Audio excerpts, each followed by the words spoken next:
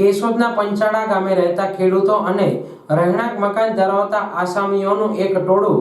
ગૌચરની જમીન પર પેશકદમી હટાવવાની માંગ સાથે તાલુકા પંચાયત કચેરી દોડી આવ્યું હતું અને જો ગૌચરની જમીન ખુલ્લી કરવામાં આવે તો જ રસ્તાઓ ખુલ્લા થતા ખેડૂતો તેમની વાડીએ જઈ શકે તેવી રજૂઆત સાથે ટીડીઓ, મામલતદાર અને પોલીસને આવેદન આપ્યું હતું। આ અંગે મળતી વિગત મુજબ કેશોદના પંચાળા ગામે ગૌચર હટાવવા છેલ્લા 1.5 વર્ષથી તંત્ર કાંઈ પણ કામગીરી કરવા સક્ષમ ન હોય ગ્રામજનો વચ્ચે વિવાદે મોટું સ્વરૂપ ધારણ કર્યું છે।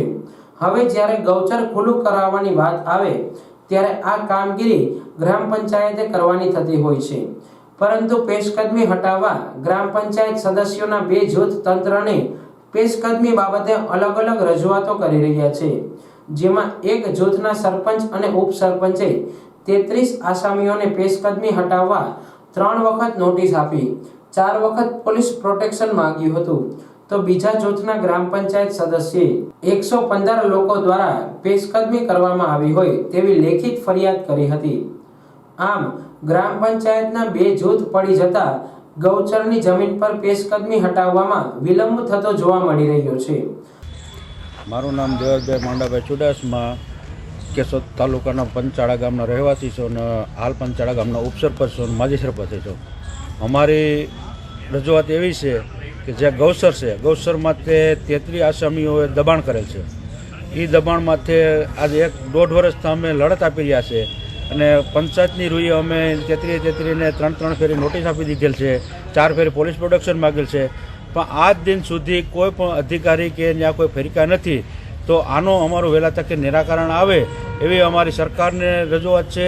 નેતાઓને પણ રજૂઆત છે અને દરેકને મારી એવી નમ્ર વિનંતી છે કે ભાઈ અમારું જે કંઈ ગૌચર છે તો ગાયોનું જે ગૌચર છે વહેલા તકે ખુલ્લું થાય અને અમારા રોડ રસ્તા પણ ગૌચરમાંથી જે બંધ છે તો આ વહેલા ખુલ્લા કરે એવી અમારે તંત્રને નમ્ર વિનંતી છે। જય ભારત। આ વિવાદનો અંત તો જ આવે જો પંચાળા ગામની હદ નક્કી કરી માપણી કરવામાં આવે।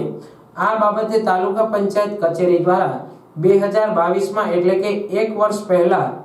DILRમાં જમીન માપણી અંગે પત્ર લખી માંગ કરી હતી, પરંતુ તેનું નિરાકરણ ન આવતા ફરી 2023ના અંતમાં એક વખત જમીન શાખાને માપણી કરવા અહેવાલ રજૂ કરાયો છે। એવા સમયે ખરેખર કોણે કેટલી પેશકદમી કરી તે જાણવા DILR માપણી જરૂરી બની છે। તે માટે તંત્ર નજર સામે કોઈ જોઈ શકાતું ગૌચર ઝડપથી ખાલી કરાવે અને માપણી અંગે ઝડપથી કાર્યવાહી થાય તો ગામના વિવાદનો અંત આવે તો જ ઉગ્ર બનતો જતો વિવાદ અટકાવી શકાય। મારું નામ પાર્થ ગઢવી, હું તાલુકા વિકાસ અધિકારી કેશોદ તરીકે હાલ ફરજ બજાવું છું। હવે અત્રેના પંચાળા ગામે અરજદાર શ્રી સરપંચ શ્રી દ્વારા એમને 33 દબાણો ગૌચરના છે એવું જણાવેલ છે, પરંતુ ગ્રામ પંચાયતના જ અન્ય સદસ્ય દ્વારા ટોટલ 115 જેટલા દબાણો હોવાની વાત અત્રેની કચેરીને મળે છે, પરંતુ જ્યાં સુધી જમીન માપણી ન થાય ત્યાં સુધી આ દર્શાવવું અશક્ય છે, કારણ કે જમીન માપણી થશે તો એનો આઈડિયા આવશે કે હકીકતમાં દબાણ કેટલું છે, પણ જમીન માપણી થયેલી નથી અને અત્રેની કચેરી દ્વારા 29/12/2023ના રોજ પણ જિલ્લા જમીન દફતર નિરીક્ષક સાહેબને DLR શ્રી સાહેબ કચેરીને આ અંગેનો લેટર પણ કરવામાં આવેલ છે જમીન માપણીનો, જે જમીન માપણી થયા બાદ આ ગૌચર દબાણ દૂર કરવાની કાર્યવાહી કરી શકાય એ પણ જમીન મહેસૂલ અધિનિયમ 105 અને 1(2) અન્વયે સરપંચશ્રીએ જ કરવાનું રહેતું હોય, જમીન માપણી થઈ આ ગૌચર દબાણ કરવાની કાર્યવાહી કરી શકાય।